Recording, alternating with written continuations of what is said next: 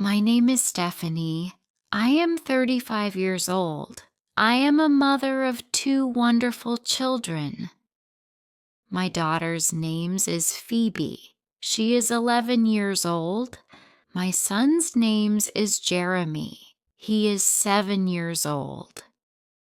They are my whole world. I love them more than anything. Life has not been easy for me. My mother passed away when I was young. After a few years, my father died too. My husband left me when our son was only 2 years old. We were together for 12 years. He said he didn't love me anymore. He walked away and never came back. He never called. He never sent money. He forgot about us. Since then, I have been alone, raising my 2 children. I have no family to help me. I have no big house. I have no extra money. I live in a small apartment in Vista Creek. Every month, I pay rent. Every month, I worry. I do not have a good job. I do not have a college degree. I do not have many choices, but I am strong. I never give up.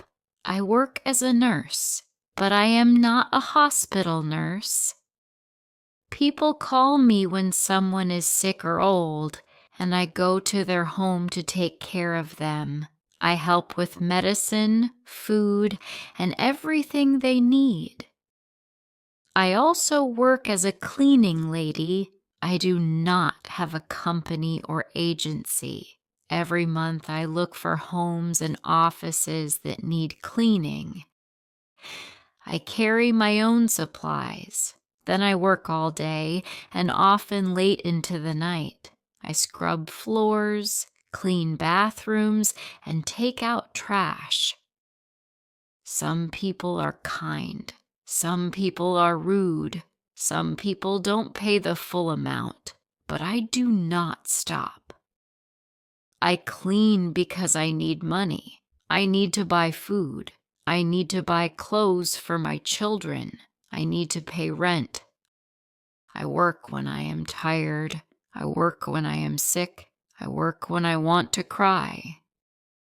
Sometimes I look at my children while they sleep. They are so peaceful. They are so beautiful. I touch their small hands. I kiss their foreheads. I whisper, "I love you." I want to give them a good life. I want them to be happy.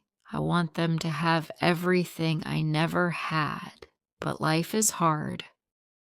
One evening, I was walking home with my children after working late as a nurse. The weather was terrible. The sky was dark. The rain was heavy. Phoebe and Jeremy held my hand tightly. "Mama, I'm cold," Jeremy said. "I know, sweetheart," I said. "We'll be home soon." I pulled him closer and wrapped my scarf around him. The street was quiet. I held my son's hand tightly. My hands were shaking. I was nervous. Then suddenly, a bright light, a loud crash.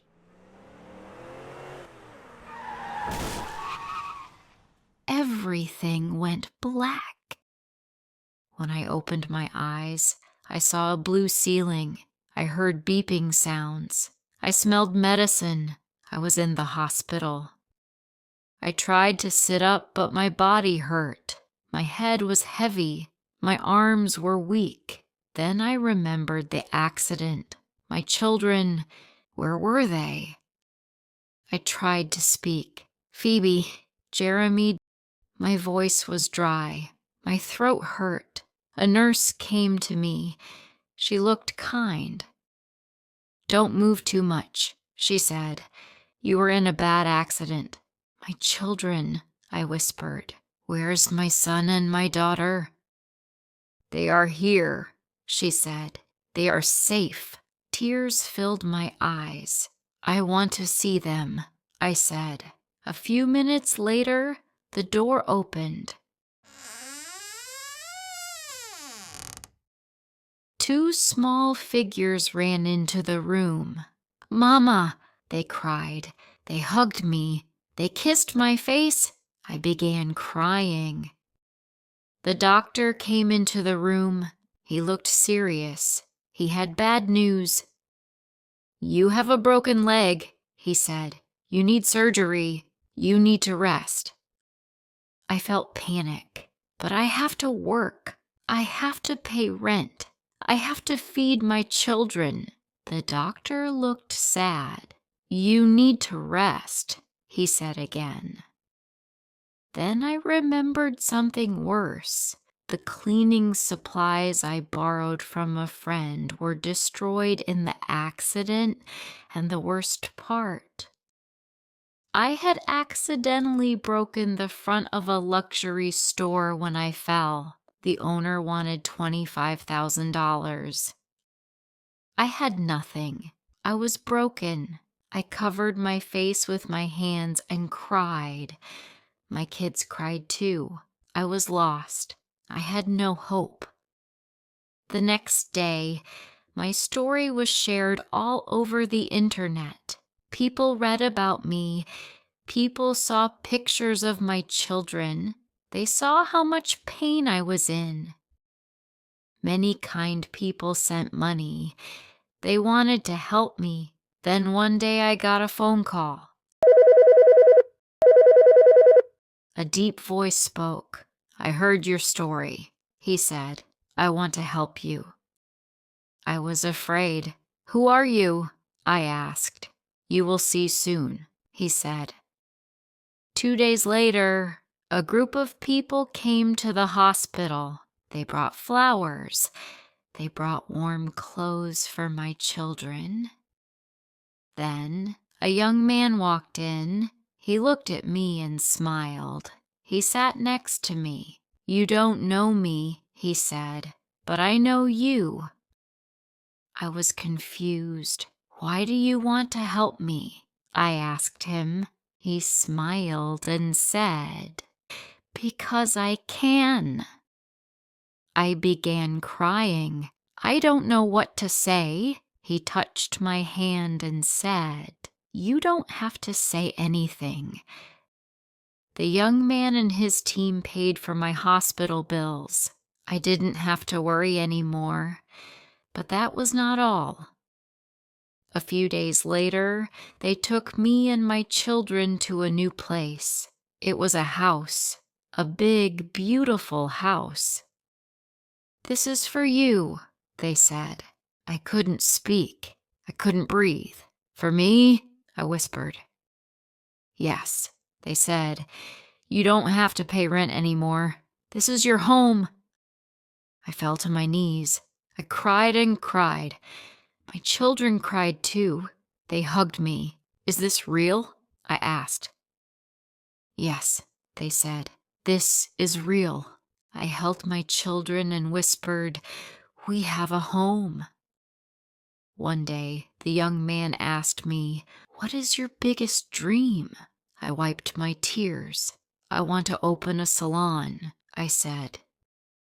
A few months later, I opened my own salon. I was no longer a struggling nurse. I was no longer a poor mother. I was a businesswoman. I was strong. I was happy. I will never forget that young man. He changed my life. He taught me something important. There are kind people in this world too. People who want to help. I started with nothing. Now I have everything. A home, a job, and most importantly, a happy family. Remember, no matter how hard life gets, kindness and hope can change everything. Never lose faith in a better tomorrow. If you liked this story, please like, comment, share, and subscribe.